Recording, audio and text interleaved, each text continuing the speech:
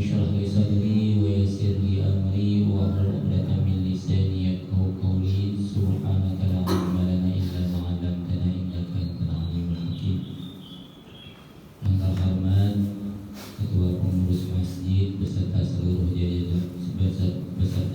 jajarannya, yang terhormat Imam Masjid, yang terhormat para asatidz, alim ulama, tokoh masyarakat, para sesepuh serta seluruh hadirin jamaah salat subuh yang dirahmati Allah Subhanahu wa taala. Puji syukur kehadirat Allah Subhanahu wa taala atas segala nikmat yang telah diberikan kepada kita, baik nikmat iman, nikmat Islam, nikmat panjang umur, nikmat kesehatan, serta nikmat kesempatan untuk melaksanakan sholat subuh berjamaah dalam keadaan sehat walafiat. Semoga amal ibadah kita yang sudah, yang sedang maupun yang akan kita laksanakan selalu diterima dan diridhoi oleh Allah Subhanahu wa taala. Amin ya rabbal alamin. Hadirin jamaah sholat subuh yang dirahmati Allah Subhanahu wa taala. Tapi nanti kita sedikit juga selingi tentang bulan Zulhijjah dan hari raya kurban yang berkaitan dengan fikih kurban sedikit saja, karena fikih kurban itu paling banyak perbedaan pendapat antara mazhab. Jadi cukup kita bahas satu dua pembahasan yang tidak terlalu mendalam. Hadis ke-10 dari bab taubat dari Abu Nujaid, yaitu Imran bin Husain Al-Khuzai radhiyallahu anhu, bahwa ada seorang wanita dari suku Juhainah, yaitu Khawlah binti Khuwailid, mendatangi Rasulullah Shallallahu Alaihi Wasallam dan ia sedang dalam keadaan hamil karena perbuatan zina. Kemudian wanita itu berkata, "Ya Rasulullah, asabtu haddan." Wahai Rasulullah, asabtu haddan, aku telah melakukan suatu perbuatan yang harus dikenakan had, ya, hudud. Ada qisas, ada hudud. Qisas berkaitan dengan pembunuhan dan melukai seseorang, sedangkan hudud ini berkaitan dengan zina, pencurian. Had, ya, asabtu haddan, saya melakukan perbuatan yang harus dikenakan had, yaitu perbuatan zina.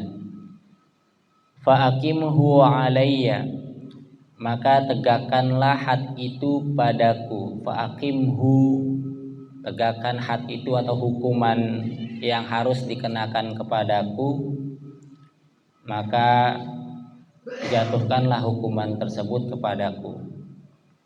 Fada'a Nabiullah waliyaha, ya, karena masih dalam keadaan hamil, maka Nabi SAW memanggil wali wanita itu, lalu bersabda, ahsin ilaiha, berbuat baiklah kepada wanita ini. Fa idza wada'at fa'tini, apabila ia telah melahirkan, maka bawalah ia kepadaku. Fa'tini fa'amara biha Nabiyullah sallallahu alaihi wasallam. Wali tersebut melakukan apa yang diperintahkan. Fa'ala, mereka melakukan tersebut. Fa'amara biha Nabiyullah sallallahu alaihi wasallam. Setelah bayinya lahir, beliau memerintahkan agar wanita itu diikat. Fasyuddat alaiha siyabuha, agar wanita itu diikat pada pakaiannya dan dirajam. Diikat pada pakaiannya maksudnya pakaiannya itu dikencangkan, karena biasanya pakaian perempuan Arab itu jubah atau abaya itu longgar. Jadi kalau dirajam itu biasanya baju tidak langsung mengenai tubuhnya sehingga harus dikencangkan. Fasuddat, kencangkan ya, ikat bajunya. Fasuddat alaiha thiyabuha. Summa amara biha farujimat ya. Lalu dirajam. Summa shalla alaiha, ketika wafat ya, kemudian Rasulullah sallallahu alaihi wasallam mensolati jenazahnya. Faqala lahu Umar bin Khattab bertanya kepada Rasulullah sallallahu alaihi wasallam, "Tusalli alaiha ya Rasulullah wa qad zanat." Ya Rasulullah, apakah engkau mensolati jenazahnya sedangkan ia telah berzina? Qala, Rasulullah sallallahu alaihi wasallam menjawab seraya bersabda, laqad tabat taubatan law qusimat baina sab'ina min ahlil madinati lawasa'atuhum. Perempuan tersebut, wanita tersebut, ia benar-benar telah bertaubat, yang seandainya taubatnya itu dibagikan kepada 70 orang pendosa dari penduduk Madinah, pasti masih mencukupi. Artinya pahala taubatnya itu masih bisa menghapus 70 pendosa dari orang Madinah. Wa hal wajadta afdala min anjadat binafsiha lillahi azza wa jalla. Maka Rasulullah kembali bertanya kepada Umar, apakah pernah engkau menemukan atau mengetahui seseorang yang lebih utama, lebih agung, lebih mulia dari orang yang mengorbankan jiwanya karena mencari ridha Allah Subhanahu wa taala? Rawahu Muslim. Hadis ini diriwayatkan oleh Muslim dalam kitab Hukum Had. Nah, dalam kitab Had, bab barang siapa mengaku berzina. Jadi hadis ke-10 ini berkaitan dengan taubatnya seorang muslimah Khawlah binti Khuwailid yang hamil karena melakukan zina ya. Jadi di sini ada beberapa inti atau isi dari hadis. Yang pertama adalah di antara akhlak seorang mukmin, di antara sifat seorang mukmin adalah merasa menyesal, merasa tersiksa apabila mengerjakan dosa dan memiliki keinginan keras untuk membersihkan diri dari dosa tersebut, walaupun hal itu mengakibatkan kematian untuk dirinya.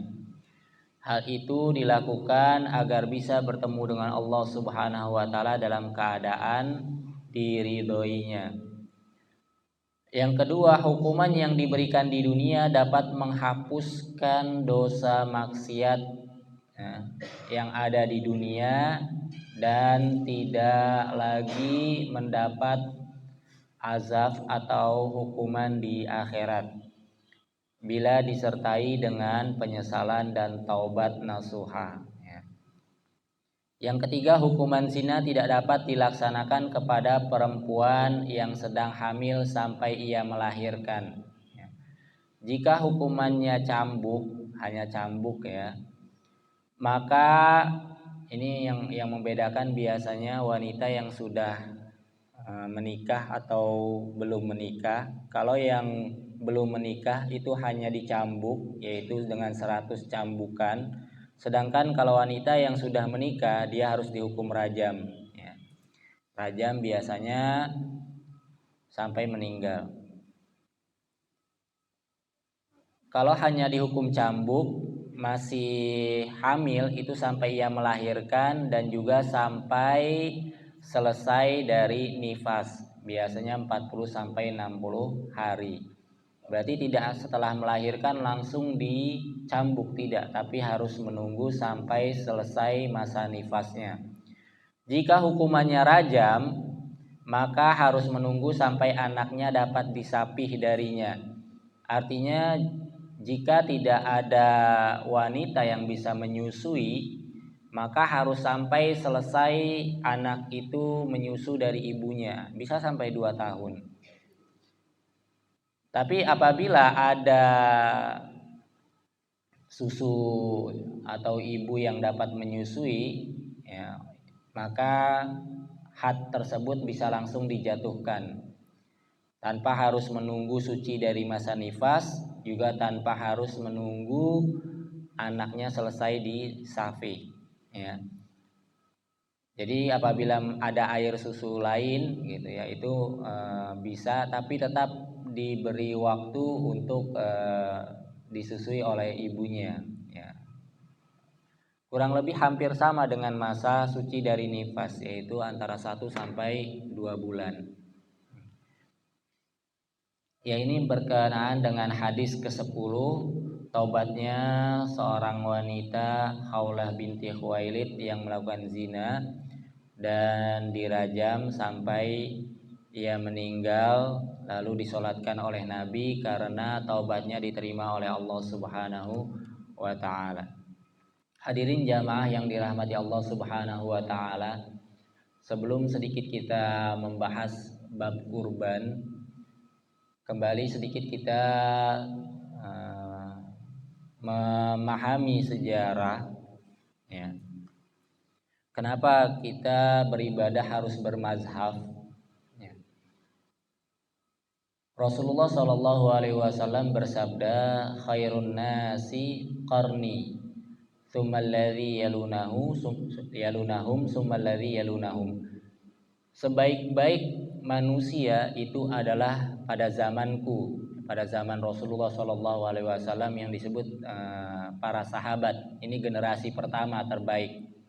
Tsummalladzi yalunahum, yaitu generasi tabi'in, tsummalladzi yalunahum, yaitu generasi tabi'in dan seterusnya. Ya. Disiplin ilmu itu belum tercipta pada zaman generasi pertama, yaitu generasi sahabat. Baru mulai banyak disiplin ilmu tercipta itu pada generasi tabi'in dan tabi'in. Begitupun buku-buku baru tercetak, baru dibentuk, baru dibukukan disiplin ilmu itu pada zaman mayoritas pada zaman tabi'in. Nah, ulama fikih ini mereka juga adalah ulama hadis, ulama Al-Quran. Ya. Hanya saja disiplin ilmu fikih lebih dulu dibentuk daripada disiplin ilmu hadis dan ilmu Al-Quran. Abu Hanifah, ulama mazhab yang lahir pertama, ini masih generasi kedua, yaitu dari golongan tabi'in. Karena masih sempat bertemu dengan para sahabat dan belajar dari mereka, salah satunya yaitu sahabat Anas bin Malik. Abu Hanifah masih masuk dalam golongan tabi'in, generasi kedua.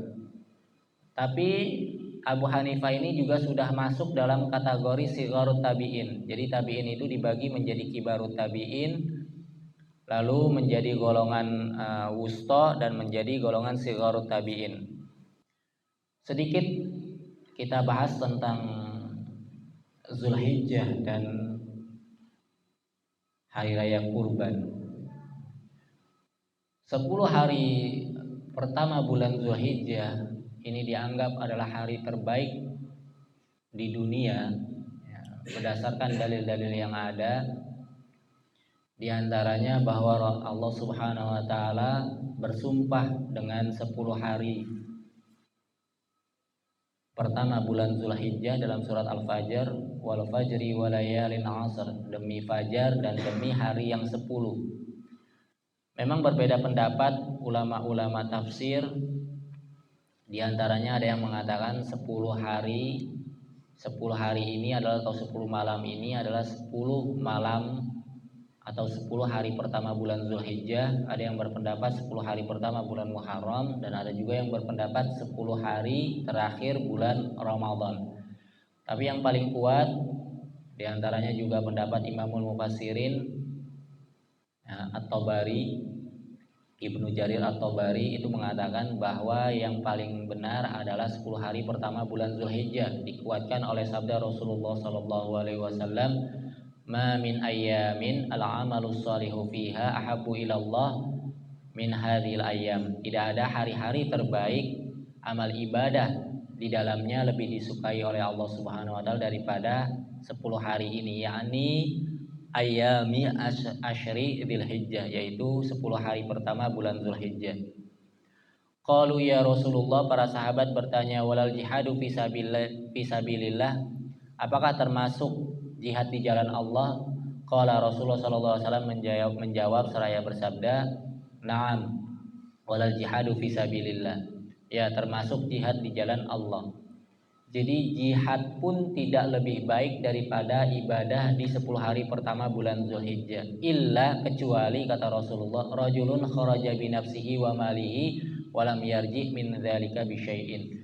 Kecuali orang tersebut keluar dengan harta dan jiwanya dan tidak ada yang kembali apapun darinya. Artinya mati syahid. Jadi hanya mati syahid amal ibadah yang lebih baik daripada ibadah yang dilakukan di 10 hari pertama bulan Zulhijjah. Bahkan beberapa ulama mengambil jalan tengah ketika ditanya mana yang lebih baik, 10 hari pertama bulan Zulhijjah atau 10 malam atau 10 hari terakhir bulan Ramadan. Nah, para ulama mengambil jalan tengah, apabila malamnya maka yang terbaik adalah 10 hari terakhir bulan Ramadan. Dan apabila yang ditanya adalah siangnya, yang lebih baik adalah 10 hari pertama bulan Zulhijjah. Nah, kenapa Ibnu Hajar Al-Asqalani berpendapat kenapa 10 hari pertama bulan Zulhijjah dikatakan hari terbaik di dunia? Ini karena induk-induk ibadah ya, ini semua berkumpul di 10 hari pertama bulan Zulhijjah. Syahadat diwakili dengan tahlil, takbir, dan tahmid. Selama 10 hari pertama bulan Zulhijjah ini kita disuruh memperbanyak berzikir ya, jadi syahadat diganti atau diwakilkan dengan zikir. Lalu sholat, nanti puncaknya ada sholat sunnah Idul Adha, ada puasa sunnah yang puncaknya nanti juga pada hari Arafah, yaitu puasa sunnah Arafah. Ada zakat yang diwakilkan oleh sedekah kurban, dan juga ada ibadah haji dan umroh. Jadi 10 hari pertama ini rukun Islam itu berkumpul di 10 hari pertama bulan Zulhijjah, sehingga dikatakan 10 hari terbaik di dunia. Bahkan ada hadis-hadis juga yang diriwayatkan lain ya, hadis-hadis lain itu mengatakan tanggal 10 adalah hari terbaik di dunia dan hari terbaik di sisi Allah, dan amal ibadah yang terbaik pada hari itu adalah menumpahkan darah hewannya, itu berkurban ya. Sedikit membahas masalah fikih kurban. Ini yang saya sampaikan bukan pendapat pribadi, namun pendapat imam mazhab ya. Dan terutama yang lebih dominan saya ambil adalah mazhab Syafi'i ya, karena kita mayoritas bermazhab Syafi'i. Hukum kurban hanya Imam Abu Hanifah atau mazhab Hanafi saja yang mewajibkan kurban ya, selebihnya adalah sunnah atau sunnah muakkad. Kalau dalam mazhab Imam Syafi'i, hukum kurban itu sunnah ain. Bagi sunnah ain artinya sunnah sendiri ya, tersendiri. Sunnah ain itu sekali seumur hidup, sedangkan sisanya adalah sunnah kifayah. Apabila salah satu anggota keluarga sudah berkurban, itu mencukupi atau mewakilkan seluruh anggota keluarga. Karena seperti itulah yang Rasulullah lakukan ketika beliau berkurban. Itu beliau sering berkurban dengan 2 hewan kambing, satunya untuk diri dan keluarganya yang di bawah tanggungannya juga, yang kedua adalah untuk umatnya. Nah, ada perbedaan antara hukum memakan hewan kurban dibagi menjadi dua, yaitu kurban wajib dengan kurban sunnah. Kurban wajib apabila kita nazar untuk berkurban atau ketika kita membeli hewan kurban itu sudah kita tetapkan atau kita niatkan bahwa hewan tersebut untuk kita kurbankan, kita jadikan hewan kurban, maka hukum berkurbannya menjadi wajib dari yang tadinya sunnah muakkad.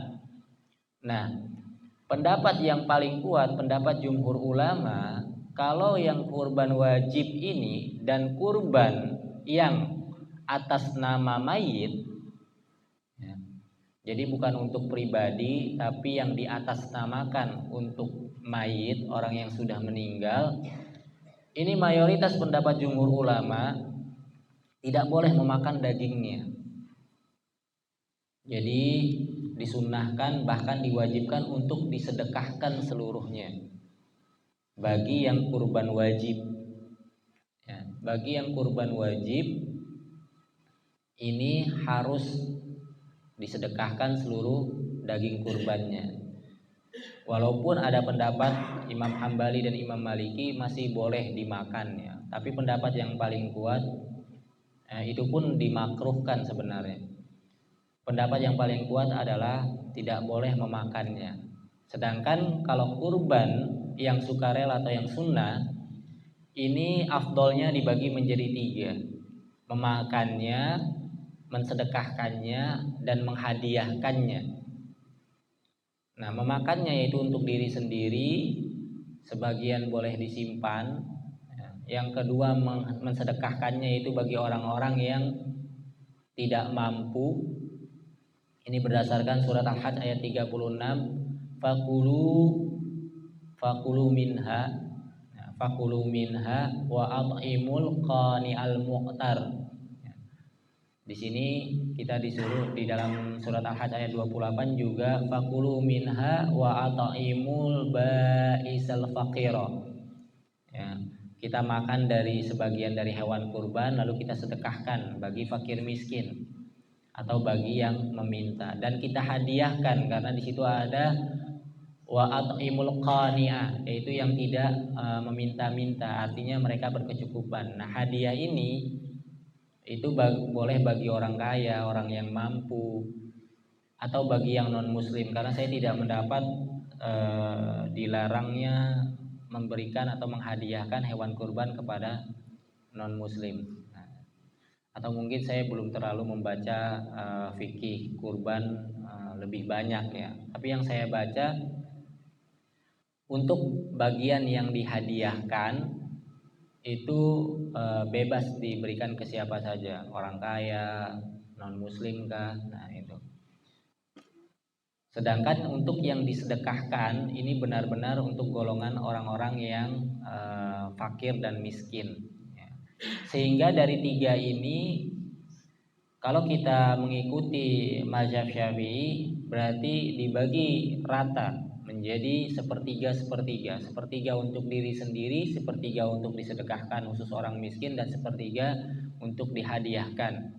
Nah, sedangkan dalam qaul lama, dalam pendapat yang lama itu setengah boleh untuk diri sendiri, setengahnya lagi disedekahkan atau dihadiahkan. Tapi kalau untuk pendapat qaulul jadid sepertiga. Ya, ini yang diambil ya, walaupun sebenarnya pendapat ulama, pendapat imam mazhab ini berbeda-beda dalam kadarnya. Nah, hukum berkurban ini sebenarnya sunnah tapi makruh apabila dia mampu, dia bermukim. Tidak dijalankan nih hukumnya makruh, meninggalkannya ini makruh ya. Jadi walaupun sunnah muakkad tapi ditinggalkannya ini makruh bagi yang mampu. Nah, dalam menafsirkan kata mampu, imam mazhab ini berbeda-beda pendapat ya. Kalau Imam Hanafi, selama hartanya baik uang atau harta yang dimiliki yang tidak diperlukan secara kebutuhan sehari-hari gitu ya, maksudnya di luar kebutuhan sehari-hari bagi dirinya dan keluarga yang dinafkahinya, ini yang penting sampai nisab zakat ya, artinya memiliki uang di atas 90 juta atau memiliki harta benda yang tidak diperlukan sehari-hari, maksudnya bukan kebutuhan sehari-hari, itu melebihi batas nisab zakat. Sedangkan mazhab Maliki dan mazhab Hambali ini selama ada kelebihan uang ya, untuk keluarga dan dirinya. Bahkan kalau dalam mazhab Imam Hambali dan Imam Maliki ini boleh berhutang selama ada keyakinan bisa melunasinya ya. Jadi selama ada kelebihan harta, perbedaannya sedikit. Kalau Maliki itu dalam 1 tahun ya. Kalau Imam Hambali yang penting ada kelebihan harta dari kebutuhan sehari-hari. Kalau dalam mazhab Syafi'i ada kelebihan harta selama hari tasyrik, yaitu selama waktu penyembelihan kurban dari tanggal 10 sampai tanggal 13 Zulhijjah. Selama ada kelebihan uang mampu untuk membeli hewan kurban, itu ada kelebihan harta untuk dirinya dan keluarganya selama hari tasyrik, maka itu masuk dalam kategori mampu ya. Dan Rasulullah SAW sangat mengecam orang yang mampu ya, orang yang mampu namun tidak mau berkurban ya, sebagaimana sabdanya, man wajada sa'atan walam yudahi fala yaqrabanna masjidana atau musallana. Barang siapa yang memiliki kemampuan namun ia tidak mau menyembelih ya, tidak mau menyembelih, maka jangan mendekati tempat sholat kami ya. Rasulullah itu tidak mau sholat berjamaah dengan orang yang kikir ya, yang tidak mau berkurban apabila dia mampu berkurban. Sedikit masalah bagian-bagian khususnya kulit dan kepala, itu semua imam mazhab mengatakan tidak boleh dijadikan upah untuk penyembelih, haram hukumnya. Namun apabila dijadikan hadiah itu boleh, artinya penyembelih itu sudah kita berikan upah. Misalnya hak upahnya adalah 1 kali memotong itu 250 atau 300 ribu. Apabila sudah diberikan hak upahnya lalu diberikan potongan seperti kulit, kepala, itu diperbolehkan sebagai hadiah ya, sebagai hadiah. Tapi kalau sebagai upah, jadi benar-benar hanya sebagai upah, itu diharamkan. Begitupun menjual bagian-bagian hewan kurban, karena ada hadisnya, man ba'a jilda udhiyatihi fala udhiyalah. Barang siapa yang menjual kulit, nah ini kulit ini hanya kiasan, artinya semua bagian hewan kurban. Barang siapa yang menjual bagian hewan kurban, kalau di dalam hadis ini kulit hewan kurban, man ba'a jilda udhiyatihi ya, fala udhiyalah, maka kurbannya tidak sah. Jadi dilarang menjual belikan bagian hewan kurban. Ini hadis riwayat Hakim dan Al-Baihaqi, sanadnya sahih. Hadis ini sahih. Ya. Jadi itu saja mungkin bagian pembahasan sedikit tentang kurban yang dapat saya sampaikan karena keterbatasan waktu. Jadi kalau nanti ada yang masih perlu ditanyakan silahkan tanyakan ya, secara japri saja. Dan saya izin ya untuk tidak mengisi kajian dalam beberapa minggu. Manfaat, segala kebenaran datangnya dari Allah Subhanahu wa taala, segala kekurangan dan kesalahan datangnya dari diri saya pribadi. Mohon dibukakan pintu maaf yang seluas-luasnya. Wabillahi taufiq wal hidayah wal ridha wal inayah. Wassalamualaikum warahmatullahi wabarakatuh.